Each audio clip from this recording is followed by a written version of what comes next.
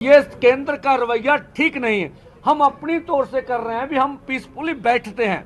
आप वार्ता करिए, वार्ता में क्या बात आती है क्या नहीं आती है उसके बाद सोचेंगे। अगर बात टूटेगी तो हम अपना फैसला कर लेंगे भी आगे बढ़ना है, आप अपना कर लीजिए। जब हम अपनी तौर से कर रहे हैं भी, हम वार्ता के लिए तैयार हो रहे हैं और हम कह रहे हैं भी हम पीसफुली बैठेंगे, आज आगे नहीं बढ़ेंगे, तो उस समय केंद्र को शेलिंग हमारे ऊपर करनी नहीं चाहिए। तो ये जो मैं कहता हूं, जो आंदोलन में हो रहा, हमें केंद्र सरकार खुद भड़का रही है।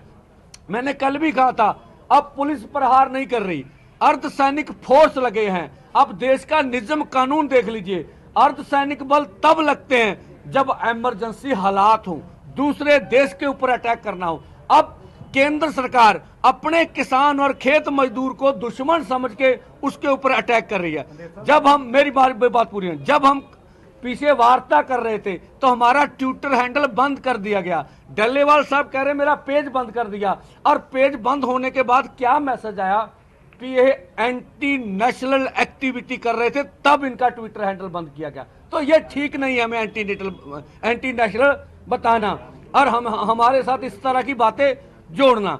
और जो अब डल्लेवाल साहब ने बात की, हम इस परिस्थितियों में भी, कौन सी परिस्थितियां, आज फिर गिरफ्तारियां हुई हैं यूपी में।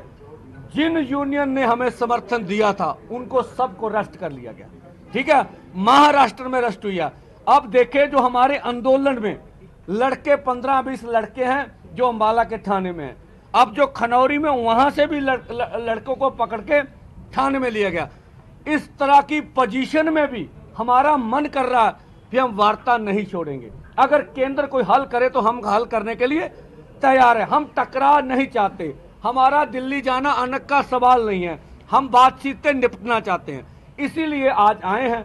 और कल की मीटिंग जैसे डल्लेवाल साहब ने बताया 5 बजे की तय हुई है, और इधर से हम कहते हैं कल भी हम पीसफुली बैठेंगे। और आज आपके माध्यम से मानयोग प्रधानमंत्री से अपील करते हैं कि जो आपने अर्धसैनिक फोर्स बल लगाए हैं, कृपया उसे निर्देश दीजिए कि जब हम अपनी ओर से पीसफुली बैठेंगे, हमारे ऊपर शेलिंग नहीं होनी चाहिए।